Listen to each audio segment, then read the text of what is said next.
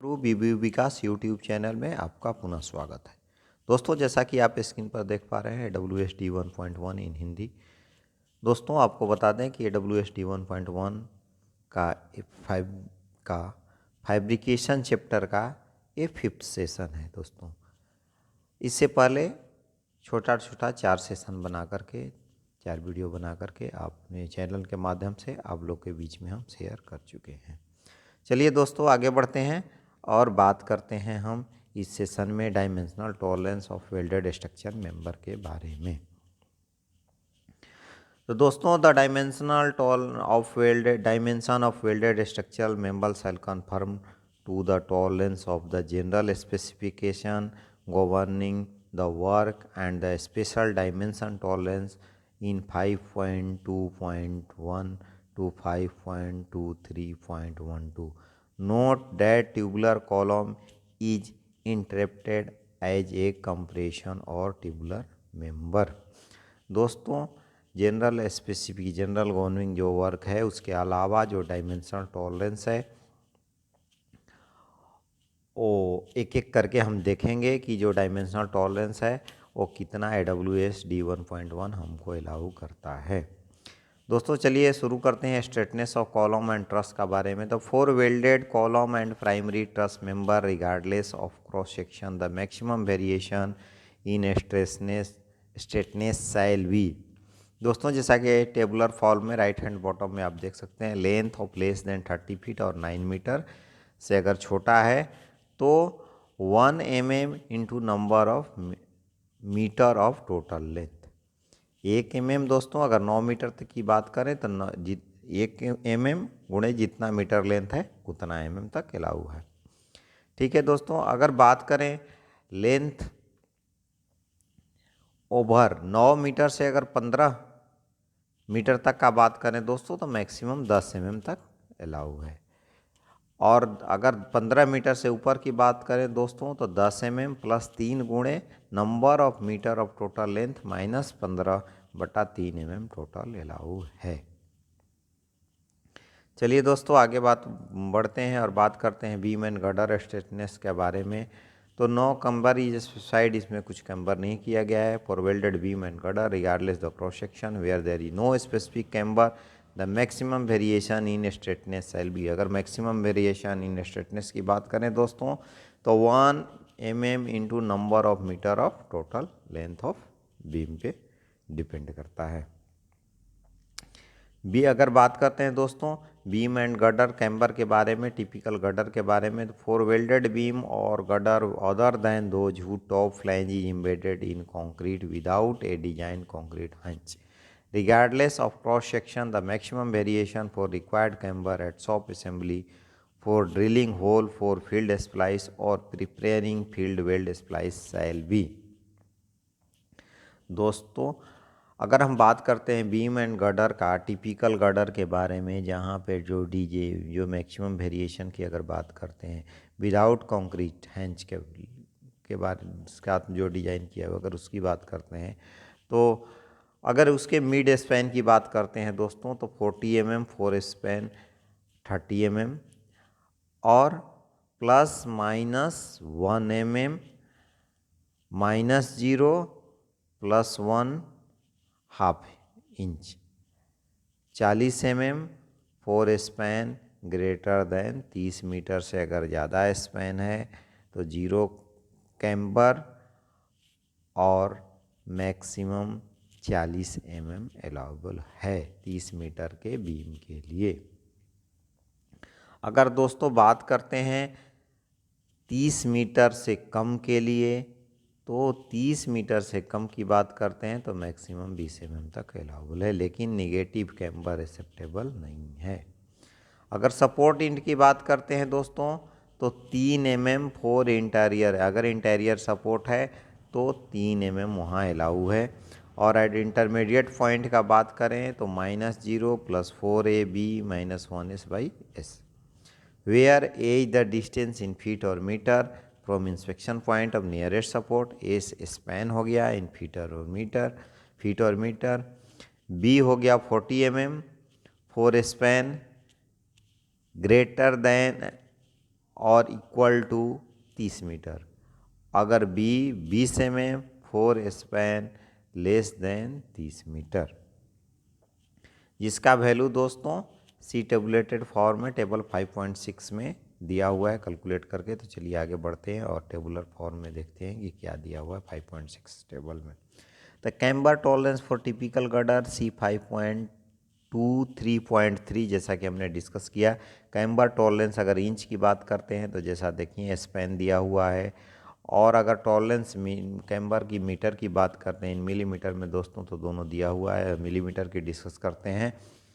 तो अगर A/S value की बात करें 0.1, 0.2, 0.3, 0.4, 0.5 mm करस्पॉन्डिंग, अगर जो कैम है स्पैन है वो अगर 30 मीटर या उससे बड़ा है तो 14 mm, 25 mm, 34 और 38, 40 mm क्रमशः अलाउ किया हुआ है। अगर तो स्पैन 30 mm से कम है तो 7, 13, 17 और 19 और 20 mm तक अलाउबल है दोस्तों। नेक्स्ट दोस्तों अगर बात करते हैं beam and girder camber without design concrete hunch, अगर कंक्रीट विदाउट कंक्रीट हंच अगर मेंबर डिजाइन किया हुआ है। नेक्स्ट लास्ट दोस्तों हमने जो डिस्कस किया वो विथ कंक्रीट हंच था। अगर बात करें विदाउट कंक्रीट हंच के डिस्कशन के बारे में दोस्तों, तो विदाउट कंक्रीट हंच की अगर बात करें तो for member whose top flange is embedded in concrete without a designed concrete hunch, the maximum variation for required camber at shop assembly for drilling hole for a side splice or preparing field base splice shall be। अगर mid span की बात करें दोस्तों तो maximum 20 mm तक allowable है in case of 30 metre या 30 meter से ज़्यादा हो तो। अगर 30 मीटर से कम लेंथ है स्पैन है तो मिड स्पैन में मैक्सिमम 30 mm तक अलाउबल है। लेकिन साथ में दोस्तों देखना है इसमें प्लस माइनस दोनों कैम्बर अलाउ है, लेकिन जो में विदाउट हैंच विथ हैंच था उसमें माइनस कैम्बर अलाउ नहीं था। अगर सपोर्ट की बात करें दोस्तों तो सपोर्ट इंटीरियर सपोर्ट में मैक्सिमम प्लस माइनस 3 mm तक अलाउबल है। और इंटरमीडिएट पॉइंट की बात करें तो दोस्तों तो 4AB1 minus A/S where S are defined above. A and S जो ऊपर में डिफाइंड किया हुआ है दोस्तों। और B की बात करें तो वहीं अगर 30 मीटर लेस देन और इक्वल टू 30 मीटर है, sorry greater than equal to 30 meter है तो मैक्सिमम 20 mm, तो B का वैल्यू हम 20 mm लेंगे। और 30 मीटर से छोटा है दोस्तों तो B का वैल्यू 10 mm लेंगे। जो कि टेबुलेटेड फॉर्म अगर देखते हैं तो 5.7 जो टेबुलर फॉर्म है दोस्तों camber tolerance for girder without designed concrete haunch C 5.23.4 की अगर जिक्र करें तो देखिए दोस्तों इस टेबल में कैम्बर टॉलरेंस इन इंच और कैम्बर टॉलरेंस इन मिलीमीटर दोनों दिया हुआ है। अगर बात करते हैं दोस्तों मिलीमीटर का और A/S रेशियो को 0.1, 0.2, 0.3, 0.4, 0.5 अगर देखते हैं तो अगर जो स्पैन है अगर 30 मीटर या उससे अधिक है तो 7, 13, 17, 19 और 20 mm क्रमशः अलाउ किया हुआ है। और अगर 30 मीटर से छोटा है तो 4, 6, 8, 10 mm तक अलाउबल है। Regardless how camber is shown on the detailed drawing, the sign convention form the allowable plus minus below. The detailed camber shape, these provision also apply in individual member when no field splice or shop assembly required. Camber measurement shall be made in the no load condition. दोस्तों जो camber का value देखा हमने 5.7 जो table form है उसमें जो दिया हुआ है वो कैम्बर का वैल्यू जो भी हमें मेजर करना है वो नो लोड कंडीशन में मेजर करना है। नेक्स्ट दोस्तों अगर बीम एंड गटर की स्वीप की बात करें तो the maximum variation from straightness और specified sweep at the mid point the shall be provide द member has sufficient lateral flexibility to allow the attachment of diaphragm, cross-form, lateral bracing etc. without damaging the structural member or its attachment। अगर दोस्तों अगर SVEEP beam SVEEP की बात करें तो इतना flexibility variation होना चाहिए साइड और स्वीप होना चाहिए कि मिड पॉइंट में जो कि सफिशिएंट फ्लेक्सिबिलिटी होना चाहिए जिसके चलते वो जो भी अपना lateral dimension bracing cross frame वगैरह जो भी लगना है वो आसानी से लग सके। तो जो भी दोस्तों मैक्सिमम बीम्स कैम्बर गडर का जो स्वीप अलाउबल है बीम और गडर का वो प्लस माइनस में दोनों वैल्यू में है दोस्तों 1 into number of meter of total length पे डिपेंड करता है। नेक्स्ट दोस्तों अगर बात करें वेरिएशन इन वेव फ्लैटनेस का बारे में, तो मेजरमेंट कैसे करेंगे दोस्तों। तो variation from flatness of girder web shall be determined by measuring the offset from the actual web centre line to the straight edge whose length is greater than the least panel dimension and placed on a plane parallel to the nominal wave plane. Measurement shall be taken prior to erection. See complementary. जो complementary के बारे में दोस्तों आगे देखेंगे हम कि क्या कम्प्लीमेंट्री में दिया हुआ है। आगे एक एक करके वैल्यू डिस्कस किया हुआ है कि किस में किस कंडीशन में लेकर के कितना लेकर के हमको चलना है। नेक्स्ट दोस्तों अगर बात करें statically loaded non tubular structure के बारे में, वेरिएशन इन वेव फ्लैटनेस के बारे में करेंगे। तो variation from flatness of web having depth d and thickness t in panel bounded stiffener और फ्लैंज और both who's at least panel dimension d is not exceed the following value. दोस्तों आगे हम बढ़ते हैं और ये जो स्टेकुलर लोडेड नॉन टूबुलर स्ट्रक्चर का जो डी कैपिटल डी और स्मॉल डी के बारे में डिस्कस करें, कितना तक अलाउ है और कितना तक नहीं अलाउ है। दोस्तों अगर बात करें intermediate stiffener on both side of the wave, अगर इंटरमीडिएट स्टिफनर बोथ साइड जो वेव के साथ में लगा है और डी बाई टी का रेशियो लेस देन 150 है तो maximum variation d by 100 allowable है। दोस्तों आपको बता दें एक बार फिर भी जी जो है और डेप्थ है, डेप्थ ऑफ द बीम है, और स्मॉल डी है वो list of whose panel list dimension है। अगर d बाई टी रेशियो दोस्तों और t थिकनेस ऑफ वेव है, अगर d by t ratio 150 mm से ज़्यादा है तो मैक्सिमम वेरिएशन d बाई 80 तक अलाउ हुए है। Intermediate stiffener on the one side only of the wave की अगर बात करें दोस्तों, अगर एक साइड सिर्फ है तो d बाई टी रेशियो अगर 100 से कम है, 100 से कम है तो maximum variation small D by 100 allow है। अगर d बाई टी रेशियो 100 से 100 और उससे ज़्यादा है तो maximum variation d by 60 small d by 67 तक अलाउ। नो इंटरमीडिएट अगर स्टिफनर की बात करें, कोई इंटरमीडिएट स्टिफनर अगर वेव में नहीं है where d by t is less than और इक्वल टू 100 है, मैक्सिमम वेरिएशन d बाई 150 तक अलाउबल है। यहाँ d जो capital D by. Next same value जो एनेक्स डी में दोस्तों टेबुलेशन फॉर्म में दिया हुआ है उसको फर्दर हम डिस्कस करेंगे। अगर बात करते हैं दोस्तों cyclically loaded non tubular structure के बारे में, variation from flatness of web having depth d and thickness c। अगर वेव का जो डेप्थ है वो d है, वेव का थिकनेस t है, if panel bounded by stiffener और फ्लैंज और both whose least panel dimension is d and not exceeding the following value. अगर intermediate stiffener on both side of the web interior girder की बात करें, अगर d by t ratio दोस्तों 150 से कम है तो maximum variation small d by 115 allow है। फॉर d बाई टी अगर 150 या 150 से ज़्यादा है तो मैक्सिमम वेरिएशन d बाई 92 या 92 अलाउ है। फैसिया ग्रेडर की बात करते हैं दोस्तों, अगर d बाई टी रेशियो 150 से कम है तो maximum variation d by 130 allow है, स्मॉल d बाई 130, और capital D by t ratio अगर 150 से है या 150 ज़्यादा है तो मैक्सिमम वेरिएशन दोस्तों d बाई 105 तक अलाउबल करता है। अगर intermediate stiffener on one side of web की बात करें इंटीरियर गडर के दोस्तों, where d by t capital D by t अगर 100 से 100 से कम है तो मैक्सिमम वेरिएशन जो है स्मॉल d बाई 100 तक अलाउबल है। अगर capital D by T less than और इक्वल टू ग्रेटर देन और इक्वल टू 100 है तो मैक्सिमम वेरिएशन d बाई 67 तक अलाउ है। अगर फैसिए ग्रेडर की बात करें दोस्तों, अगर d बाई टी रेशियो अगर 100 से कम है तो maximum variation small d by 120 allowable है। वेयर d बाई टी अगर 100 से ज़्यादा 100 या 100 से ज़्यादा है तो maximum variation d by 180 allowable है।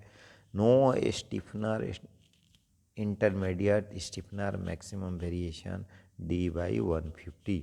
सी एनेक्स फॉर टेबुलेशन। दोस्तों अगर कोई मैक्सिमम नो इंटरमीडिएट अगर स्टिफनर कोई नहीं है तो मैक्सिमम d बाई 150 तक ही अलाउबल किया हुआ है। इसके लिए एनेक्स डी में टेबुलेटेड फॉर्म में दिया हुआ है दोस्तों। इसका वैल्यू एक एक करके, जैसा हमने पहले बता दिया, एक एक करके हम डिस्कस करेंगे, उसको फर्दर हम डिस्कस करेंगे आगे। नेक्स्ट बात करते हैं दोस्तों एक्सेसिव डिस्टोर्शन के बारे में।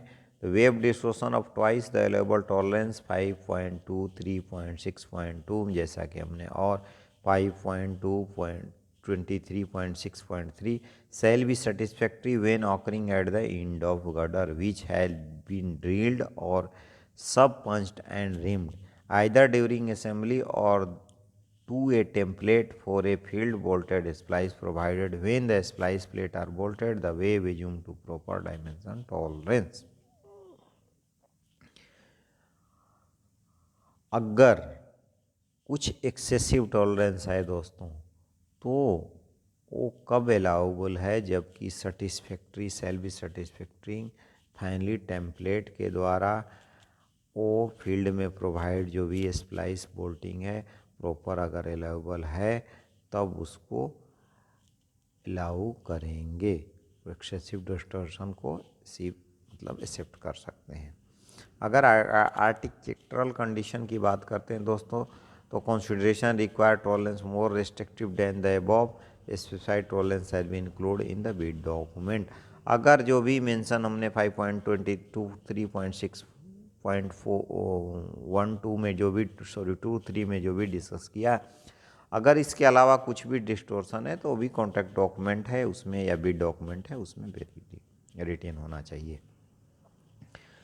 अगर बात करते हैं दोस्तों variation between wave and flange centre line की बात करें दोस्तों तो फॉर बिल्ट अप एच और I member the maximum variation between the centre line of the web and the centre line of flange at all contact surface shall be not exceed 6 mm। अगर दोस्तों बात करें wave और flange का तो wave जो होगा और फ्लैंज का जो सेंटर लाइन दोनों के बीच का जो वेरिएशन मैक्सिमम जो होगा वो 6 mm से अलाउबल नहीं होना चाहिए। अगर फ्लैंज वार्पेज एंड टिल्ट की बात करते हैं दोस्तों तो फॉर वेल्डेड बीम और girder the combined warpage and tilt flange shall be determined by the measuring the offset of to the toe of flange from the line normal to the plane of wave through the intersection center line of wave with the outside surface of the flange. This offset shall not exceed 1% of total flange or 6 mm whichever is greater except that weld but joint of abutting part shall be fulfill the requirement of 5.22.3।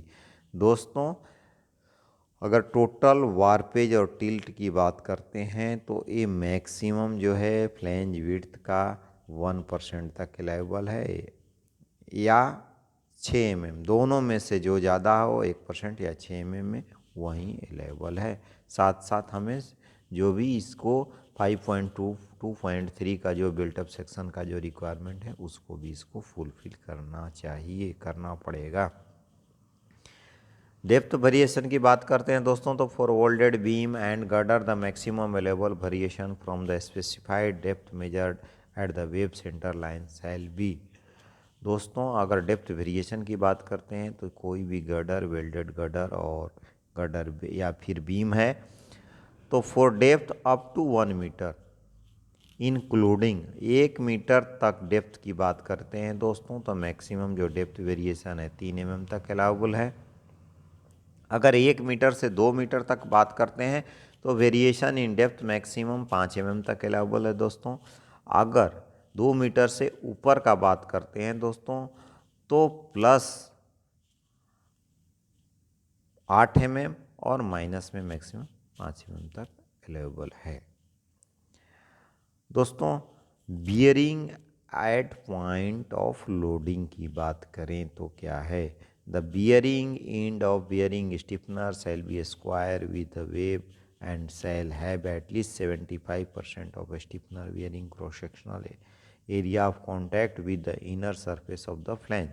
The outer surface of the flange then bearing against the base sheet or shall be 0.25 mm for 75% of projected area of wave and stiffener and not more than 1 mm for the remaining 20% of projected area।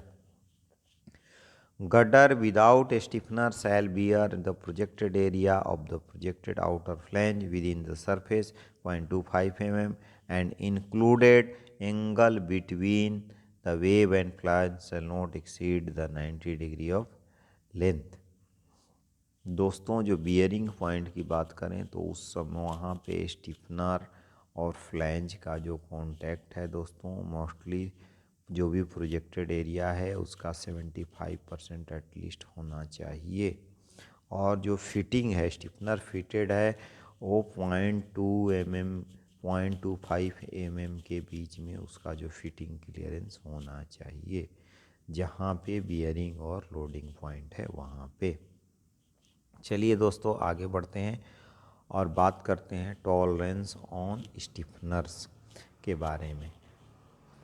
तो fit of intermediate stiffener, अगर intermediate stiffener की बात करें दोस्तों, तो where tight fit of intermediate stiffener is specified it shall be defined as a level gap up to 2 mm between stiffener and flange. दोस्तों अगर tight fit intermediate stiffener का बात करते हैं तो जो मैक्सिमम जो गैप होगा स्टिफनर और फ्लैंज के बीच में 2 mm तक अलाउबल है।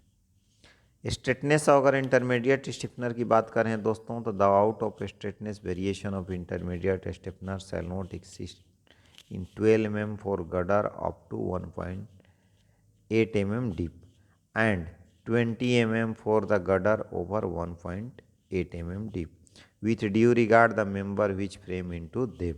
अगर बात करें दोस्तों स्ट्रेटनेस ऑफ इंटरमीडिएट स्टिफनर का, तो 12 mm मैक्सिमम अलाउबल है।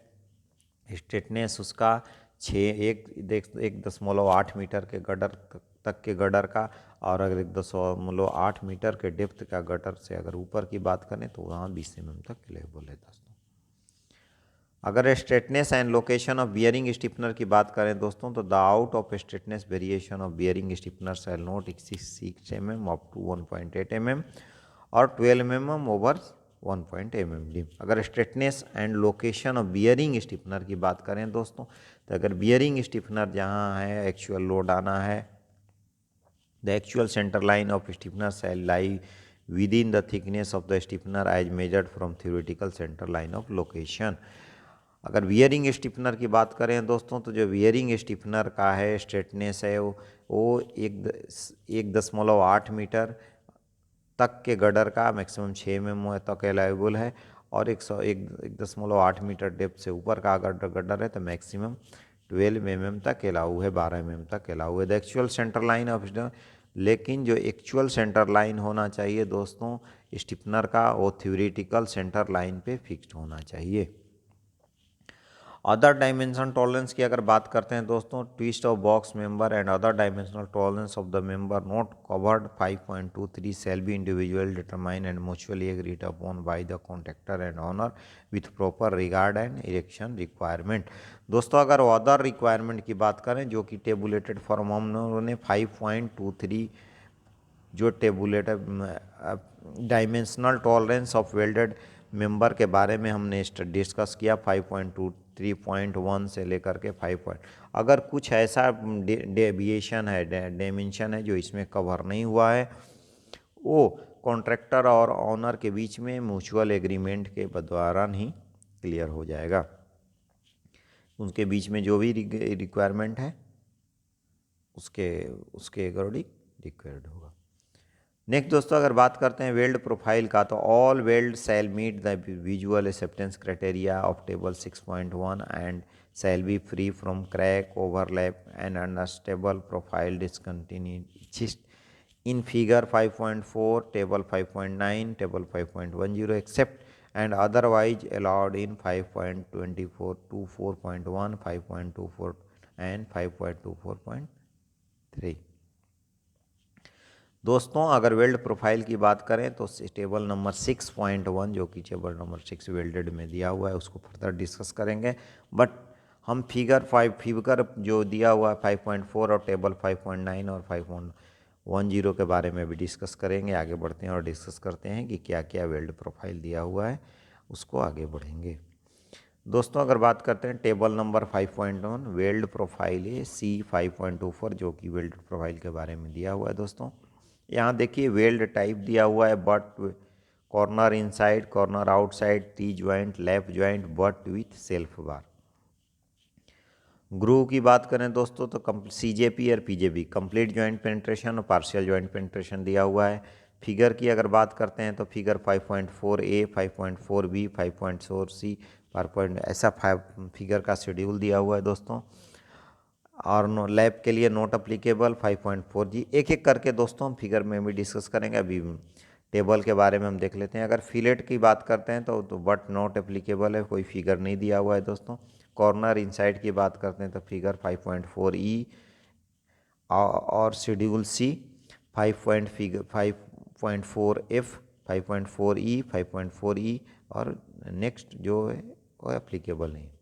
दोस्तों साथ में देखिए जो भी नोटेशन दिया हुआ है, अगर ये बात करते हैं स्मॉल ए का notation schedule A through D वे are given if table 5.10। B क्या है, for enforcing fillet weld required by design the profile restriction apply to the weld butt and fillet separately.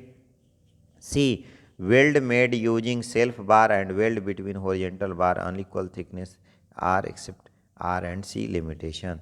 C figure 5.5F description where schedule C and D apply। चलिए दोस्तों एक एक करके हम figure के बारे में डिस्कस करेंगे और आगे बढ़ते हैं। अगर शेड्यूल ए के बारे में बात करते हैं दोस्तों, शेड्यूल ए के बारे में क्या बोलता है तो शेड्यूल ए में T thickness of the thicker plate joint for complete joint penetration, T equal to throat size for PJP। अगर थिकनेस ऑफ थिकर प्लेट का ज्वाइंट करेंगे तो वो टी, अगर थ्रॉट ज्वाइंट अगर PJP की बात करें दोस्तों तो टी क्या है, थ्रॉट साइज है। इसमें आर मैक्सिमम और मिनिमम है दोस्तों। अगर लेस देन 25 mm के प्लेट का less than and equal to बात करें तो R 0 है, R maximum, minimum 0, maximum 3 mm है। अगर वहीं 25 mm से 50 mm की बात करें तो 3 mm 5 mm है दोस्तों, मिनिमम मैक्सिमम 5 mm, मिनिमम 0। अगर 50 mm से ऊपर की बात करें दोस्तों तो मैक्सिमम 6 mm फॉलोड बाई ए क्या है, four cyclic loaded structure R max for material greater than 50 mm thick is 5 mm। अगर साइक्लिक लोड है दोस्तों तो ये 5 mm से ज़्यादा नहीं होगा। अगर शेड्यूल बी की बात करें दोस्तों तो सेम में अगर थिकनेस की बात करें, अगर 25 mm से कम थिकनेस है तो आर अनलिमिटेड है, सी मिनिमम 0 है, सी मैक्सिमम 3 mm है। और 25 mm से या 25 mm से ऊपर की बात करें तो आर मैक्सिमम अनलिमिटेड है, सी मिनिमम 0 है और सी मैक्सिमम 5 mm है। अगर C shall not exceed to R, अगर सी जो बात वैल्यू करते हैं दोस्तों वो आर से एक्सीड नहीं होना चाहिए। इसमें दोस्तों क्या है, सी क्या है, एलोएबल कन्वेक्सिटी और कनकेविटी जो है वो अलाउबल कन्वेक्सिविटी और कनकेविटी है। अगर देखिए दोस्तों ये क्या है, ABCD 4 शेड्यूल में पूरा कैटेगराइज किया गया हुआ है वेल्डिंग के शेड्यूल को। अगर C शेड्यूल की बात करते हैं दोस्तों तो अगर 8 mm से बात करते हैं less than equal to 8 mm से तो मैक्सिमम जो है 2 mm C अलाउबल है। 8 से 25 की बात करते हैं तो 3 mm, 25 से ऊपर की बात करते हैं तो मैक्सिमम 5 mm है। अगर शेड्यूल डी की बात करें दोस्तों तो T thickness of thinner exposed edge dimension figure 5.4F की बात करेंगे दोस्तों तो जो टी है any value of T maximum जो सी है मैक्सिमम है कॉन्सेविटी और कनकेविटी T/2 mm तक अलाउबल है। साथ में देखना है दोस्तों जो बी रिमार्क है, seal shall not exceed the R value. तो दोस्तों एक एक करके हम फिगर के बारे में अगर बात करते हैं तो देखिए जैसा कि हम बात करेंगे कंप्लीट जॉइंट पेनेट्रेशन के बारे में। अगर ए 5.4A की जो अगर बात करें ये बट जॉइंट है, शेड्यूल ए कैटेगरी में आता है तो शेड्यूल ए कैटेगरी में आता है तो दोस्तों क्या है, डिजरेबल है। पहला देखिए डिजर एक्सेप्टेबल है, R maximum less than maximum desirable है, R equal to maximum acceptable है। अनएक्सेप्टेबल कब है, जब आर एक्सेस है। सिमिलरली दोस्तों अगर सेकंड अगर फिगर देखते हैं, आर अगर लेस देन मैक्सिमम है तो डिजायरेबल है, आर अगर जीरो है, और फिर आर ए अंडरकट, ये भी अनएक्सेप्टेबल है दोस्तों। ये weld profile for but joint का बारे में बात करेंगे।